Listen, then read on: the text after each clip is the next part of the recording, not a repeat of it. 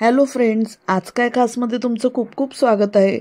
तर आषाढी एकादशी निमित्त आज आपण उपवासासाठी स्पेशल खमंग असे तेलात न फुटणारे असे साबुदाण्याचे क्रिस्पी वडे बनवणार आहोत। तर रेसिपीला सुरुवात करूया। आपल्याला म्हणजे साबुदाणे वडे बनवायचे झटपटवाले। तर त्यासाठी मी ते थोडीशी कोथिंबीर चिरून घेतली। तुम्हाला नसेल चालत तर नका टाकू। एकच मिरची घेतली फक्त। थोडा कढीपत्त्याचे 4-5 पानं बारीक कापून घेतलेले आहेत आणि एक बटाटा घेतलाय मी। तर बटाटा आता बारीक कापून घेते। साबुदाणे 1 वाटी घेतले। साबुदाणे पण रात्री भिजत टाकलेले होते, मस्त भिजलेत। छानपैकी आपले साबुदाणे भिजलेले आहेत। आपण बटाट टाकून घेऊ याच्यातच। एक बटाट मी शिजवून घेतलेले आहे।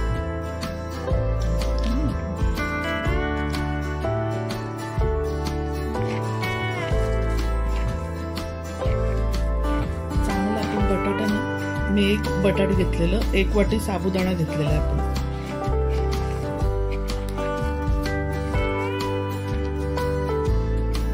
मिरची टाकून घेऊया, कढीपत्ता आणि कोथिंबीर।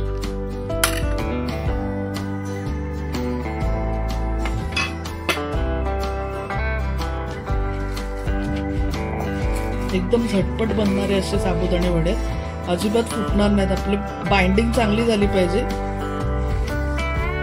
आणि साबुदाणा भिजलेला चांगला हवा।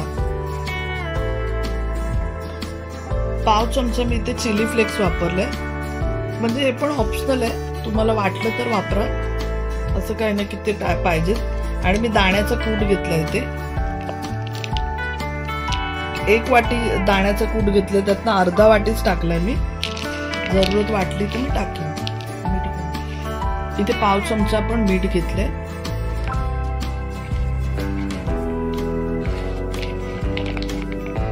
झालेले आपण वडे हे करून घेऊया।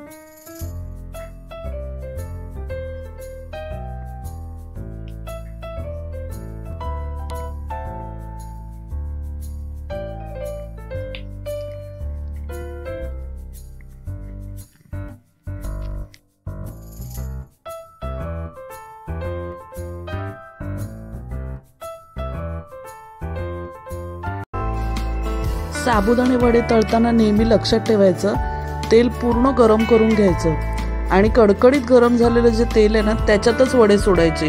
पण वडे सोडताना गॅस स्लो करून ठेवायचा आणि मंद गॅसवरच वडे तळायचे, नाहीतर वरूनच ते लाल कलरचे होतात, म्हणजे हे होतात ब्राऊन कलरचे, आणि आतमध्ये ना कच्चे राहतात। म्हणून आपण काय करायचं, गॅस स्लो ठेवायचा तळताना आणि छान खरपूस रंगावर दोन्ही साईडनी फ्राय करून घ्यायचा वडा।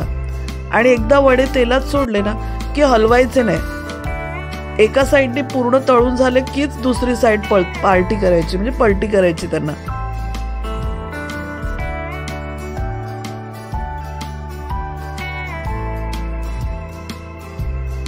एका वेळी आपल्याला 3 ते 4 वडेच तळून घ्यायचे, जास्त वडे नाही टाकायचेत आपल्याला, त्याने तेलाचं टेम्परेचर कमी होतं।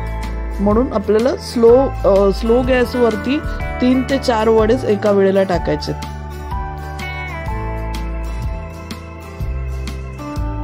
एक वाटी साबुदाण्यामध्ये आपले 6 ते 7 वडे तयार झाले आणि बघा किती छान खरपूस फ्राय झालेत बघा।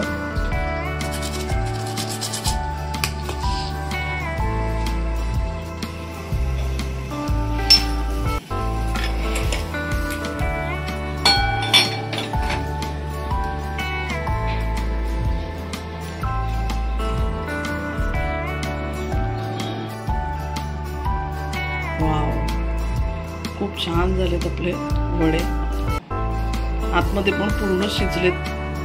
तुम्ही पण बनवा आणि एन्जॉय करा गरमागरम वाफाळतेचे साबुदाण्याचे वडे।